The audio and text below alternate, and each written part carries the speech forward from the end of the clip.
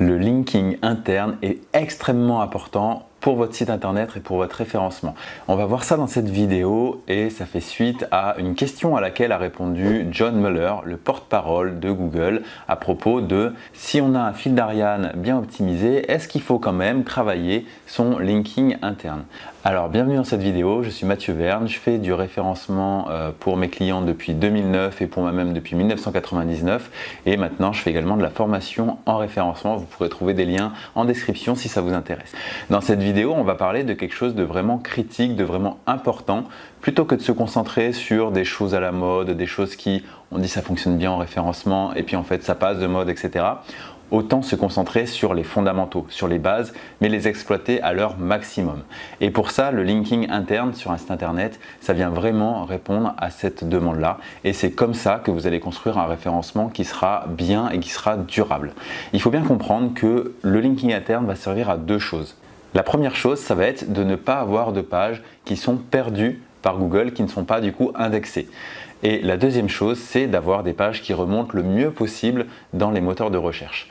Alors, déjà, pour que des pages ne soient pas perdues, quand on est sur des gros sites notamment, on va utiliser ce qu'on appelle le fil d'Ariane. Le fil d'Ariane, ou également breadcrumb en anglais, c'est ce qui va permettre de remonter vers la page d'accueil en fait, de savoir quand on est sur une page produit, par exemple sur un site e-commerce, à quelle catégorie appartient ce produit et ensuite à quelle autre catégorie au-dessus par exemple appartient, et on remonte comme ça petit à petit le fil d'Ariane jusqu'à la page d'accueil. Et donc ça permet dans un sens de faire remonter toutes les pages vers la page d'accueil et dans l'autre sens également de faire descendre les liens de la page d'accueil vers les pages catégories. Sur les pages catégories, on a les pages produits avec des liens vers chaque page produit, etc.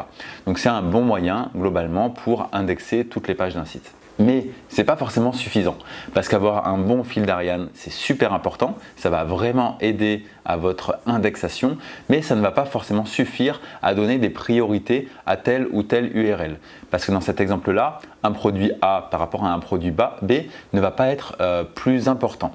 Et pourtant, vous, dans votre stratégie, il y a peut-être des produits, là on parle de e-commerce, mais c'est valable sur n'importe quel type de site, il y a peut-être des produits et donc des pages qui sont plus importantes pour vous parce qu'elles vous donnent plus de chiffre d'affaires ou c'est davantage recherché par les internautes. Voilà. Selon ce que vous avez remarqué qui est important pour vous, vous allez vouloir donner une priorité à certaines pages plutôt qu'à d'autres.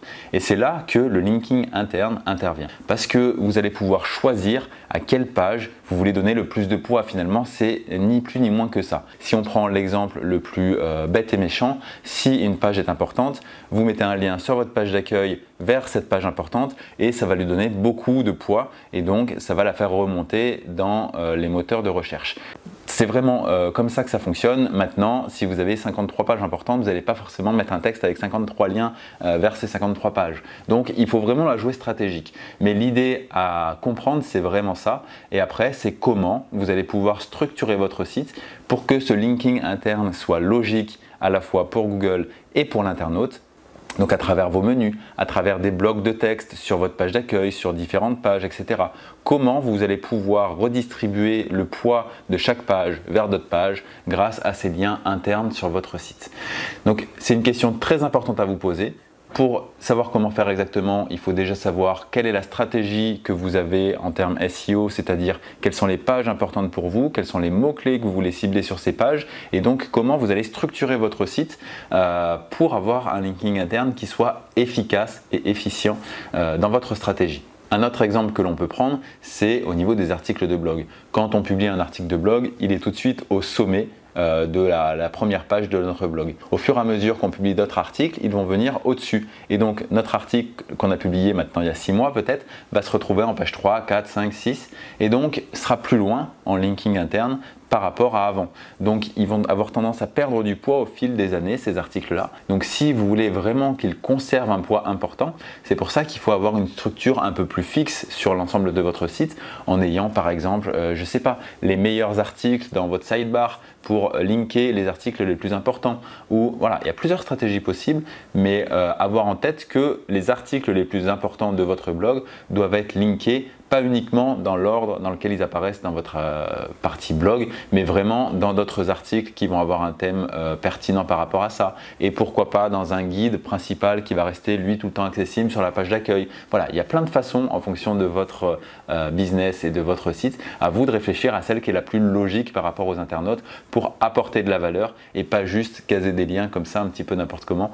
Faut vraiment le faire autour de quelque chose de logique. Au niveau des liens internes, il faut bien comprendre également qu'ils n'ont pas tous le même poids. Google, il part du principe du surfeur raisonnable par rapport au surfeur aléatoire. Je vous mettrai un article également dans les commentaires si vous voulez un peu d'explication de texte avec des visuels, etc.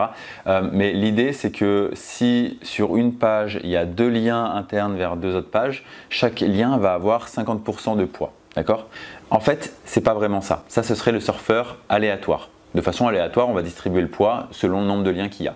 En réalité, Google utilise le surfeur raisonnable et même un surfeur un peu plus élaboré que ça, mais pour comprendre le principe, c'est que s'il y a un lien par exemple au début de votre contenu et un lien dans le footer de la page, dans le pied de votre page, les 2 liens ne vont pas du tout avoir la même importance parce que le lien dans le contenu de votre texte et en plus en haut du contenu va avoir beaucoup plus de poids. Il sera plus visible par l'internaute, donc il y a plus de chances qu'il clique dessus et il y a une volonté de le mettre en avant. Et donc il va avoir peut-être, je dis des bêtises, il n'y a pas des scores aussi précis que ça, mais 80% du poids, alors que l'autre en footer ne va avoir que 20% du poids. Donc c'est important également de ne pas vouloir se dire que tout ce que je vous dis avant, il suffit de mettre plein de liens en footer pour que ça soit solutionné. On voit ça des fois sur des sites. Si vous allez sur des sites de diagnostic immobilier ou de choses comme ça, c'est assez monnaie courante ou même d'électriciens qui sont dans plusieurs villes.